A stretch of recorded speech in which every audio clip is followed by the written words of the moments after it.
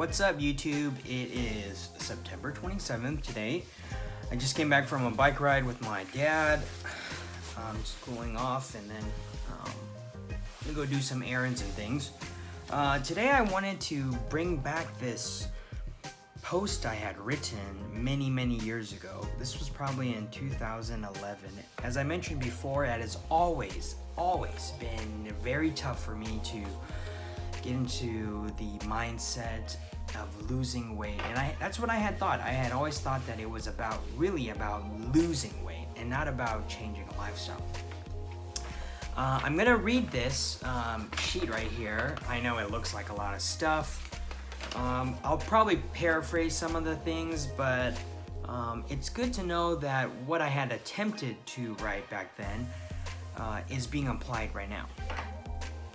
So, as I said, this was back in about 2011, and I had just come back from the emergency room a few weeks ago.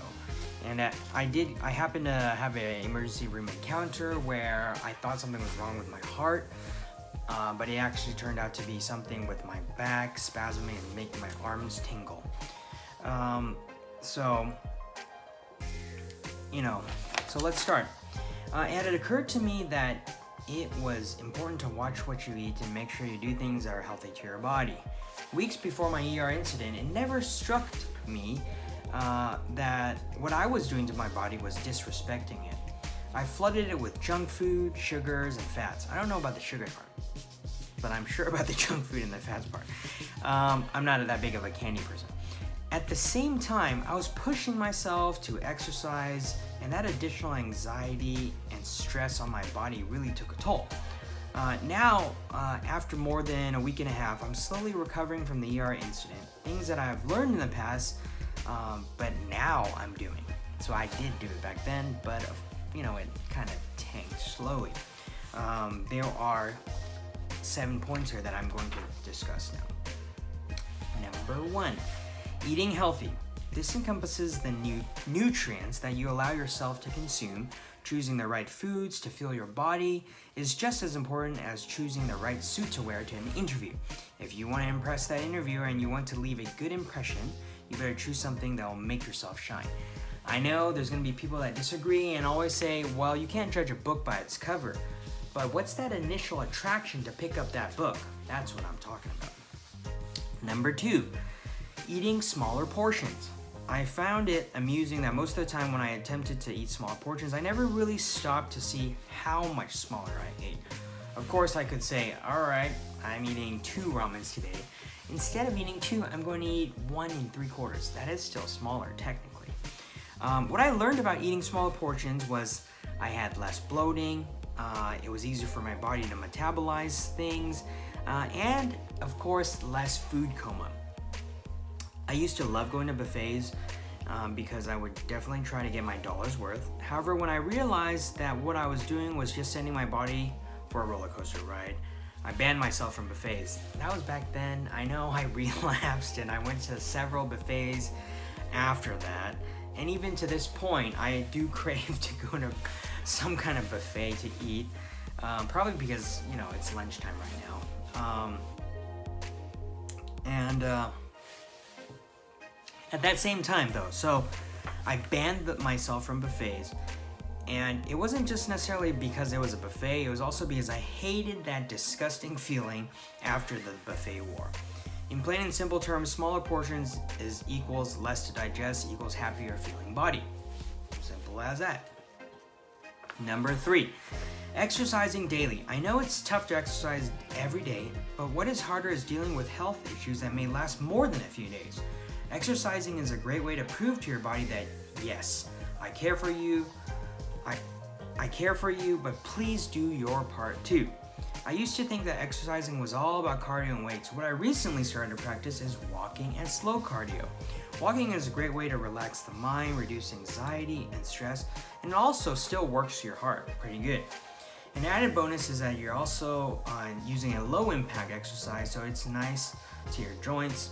Using the elliptical at the gym on 0 resistance and an incline of 510 is also a great alternative, plus an endurance booster. So to kind of sum up what I do now, I still do the elliptical with 0 resistance and with 5 to 10 incline, and that just, it gets your blood pumping, you get that adrenaline, and after I usually head to do some light weights, and I mix it up, of course.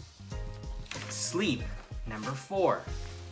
No matter how many times you may say you get enough sleep, I want you to think about if you really are getting enough. Most people should sleep 7 to 8 hours to be fully rejuvenated. However, it seems like most of my classmates sleep 4 to 5 hours a night. This was back when I was in pharmacy school. Sleep time is a time for your body to revitalize and to rest from its hard days of work. Sleep time is also a time for your body to digest and burn calories. That is the best and most awesome thing, okay? Most people think that, well, you can only lose weight from exercising and eating less. The idea that's missing there is actually when you go to sleep, your body is still burning calories. So it's a great thing if you get enough sleep. It also rejuvenates your mind. Number 5, practice what you learn. In my profession, which is being a pharmacist or pharmacy, it is crucial for me to recommend my patients to do things that I myself would recommend to do. Talk is just plain words with no reason, but talking and doing it is an action with foundation. I used to talk a lot about health and fitness, but I lacked the do part. It was tough to hear people argue and disagree with me because I couldn't practice what I preached. So obviously, when I tell my patients, hey, it's great what you're doing, your blood pressure is really controlled, or your diabetes is getting to much better targets. In addition to that, if I say, well, I recommend you to exercise at least 30 minutes 3 times per week, moderately, okay? So about 30 minutes, as I mentioned.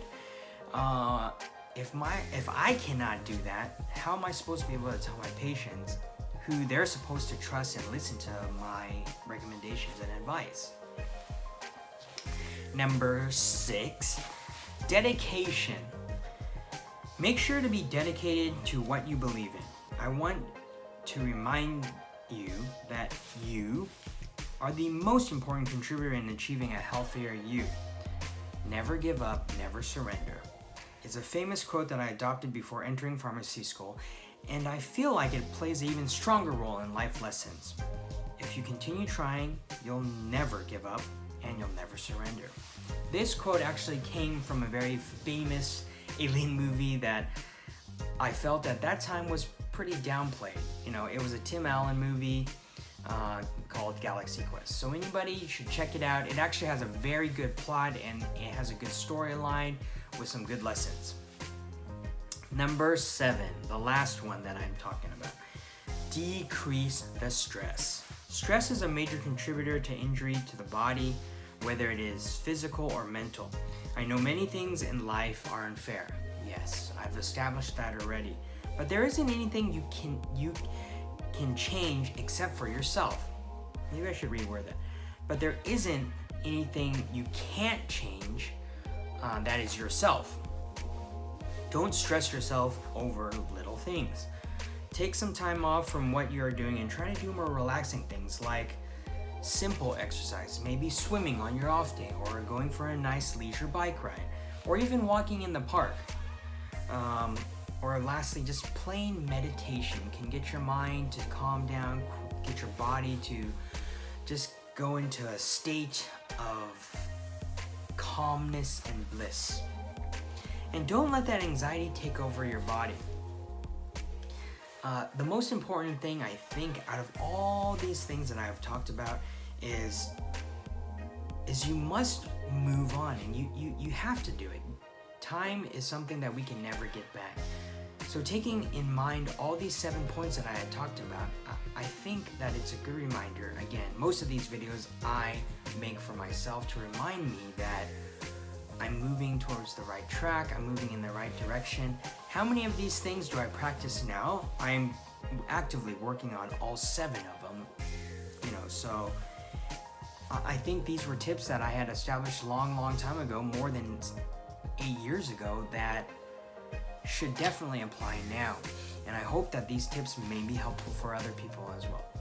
This is Jason Wong, and hopefully you can continue to follow my weight loss journey.